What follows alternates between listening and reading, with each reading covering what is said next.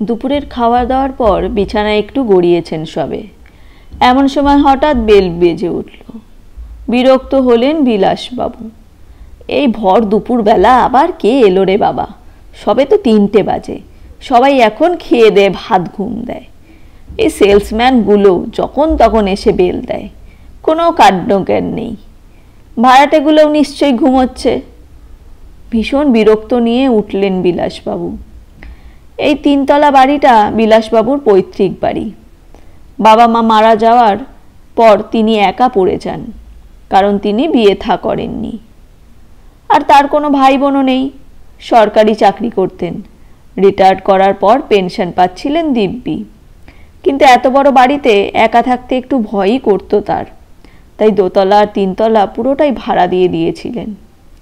একটু উপরই উপার্জন হয়। কিছুদিন আগে 2তলার ভাড়াটে 2টো ব্যাচেলার ছেলে উঠে গেল। চাকরি নিয়ে এসেছিল ওরা, এখন আবার চাকরি নিয়েই দুর্গাপুরে চলে গেছে। ওই ঘরটা খালি পড়ে আছে। বিলাসবাবু ওই ঘরটা ভাড়া দেওয়ার জন্য বাইরে পোস্টারও লাগিয়ে রেখেছেন। এখনো পর্যন্ত কেউ খোঁজ করতে আসেননি যদিও। তবে বাড়িওয়ালা হিসেবে বিলাসবাবুর নাম ডাক কিন্তু খুব একটা ভালো নয়। তিনি নাকি সকলের সাথে আবার ভালো ব্যবহার করেন না। পাম্প দিনে একবারের বেশি চালাতে চান না। জল না আসলেও পাম্প চালাবেন না। রাতে দেরি করে ফেরা যাবে না। পুজোর দিনগুলোতেও তার অন্যথা হয়নি। এই তো কিছুদিন আগেই দুর্গাপুজোর এক রাতে মেন গেটে তালা দিয়ে দিয়েছিলেন। সেই কারণে 3তলার ভাড়াটেরা মাঝরাতে ঠাকুর দেখে এসে আর ঘরে ঢুকতে পারেনি।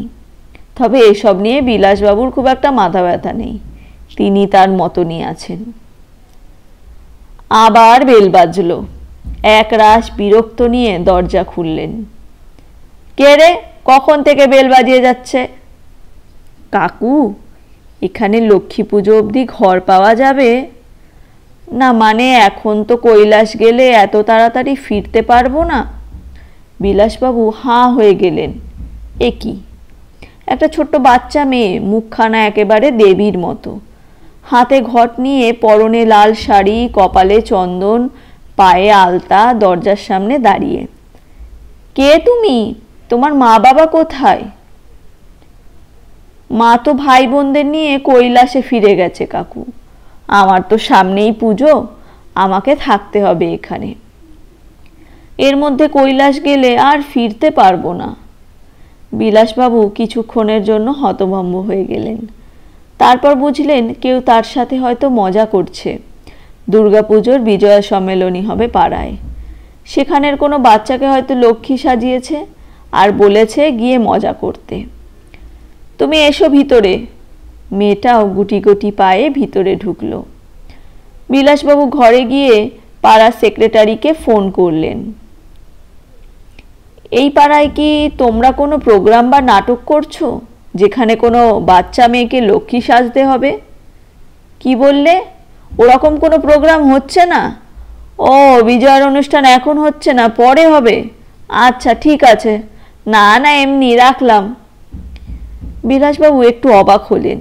মেয়েটা কে তাহলে? তাড়াতাড়ি বাইরের ঘরে এসে দেখলেন মেয়েটা আর নেই, চলে গেল।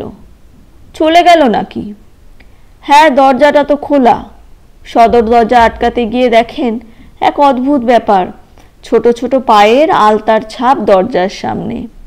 মনে মনে ভাবলেন নিশ্চয়ই ওই মেয়েটার পা থেকে এসেছে। যাই হোক, দরজা আটকে ঘরে ফিরলেন। রাতের বেলা রান্নাঘরে যেতে টের পেলেন আগামীকাল লক্ষ্মী পুজোর জন্য তিনি 1 কৌটো নাড়ু নিয়ে এসেছিলেন, সেটা নেই। তন্ন তন্ন করে সারা বাড়ি খুঁজেও পেলেন না। কিন্তু তার স্পষ্ট মনে আছে তিনি সেটা রান্নাঘরেরই এক কোণায় রেখেছিলেন। পরদিন সকালে 3তলার ভাড়াটেরা এলো ওনার ঘরে লক্ষ্মী পুজোর নেমন্তন্ন করতে। বিলাসবাবু খুব অবাক হলেন। এই সেই ভাড়াটে যে রাত করে ফিরেছিল বলে তালা খোলেননি তিনি। তারা ওনাকে নেমন্তন্ন করতে এসেছে। ওরা সারা রাত বাইরে দাঁড়িয়েছিল, তিনি ফিরেও তাকাননি। হঠাৎ চোখে জল আসলো বিলাসবাবুর। তাহলে কি কাল স্বয়ং মা লক্ষ্মী তার বাড়ি থেকে নাড়ু নিয়ে গেলেন? মনে মনে প্রতিজ্ঞা করলেন এরপর থেকে আর কোনোদিনও এরকম আচরণ করবেন না কারোর সাথেই। নিজেকে শোধরাবেন।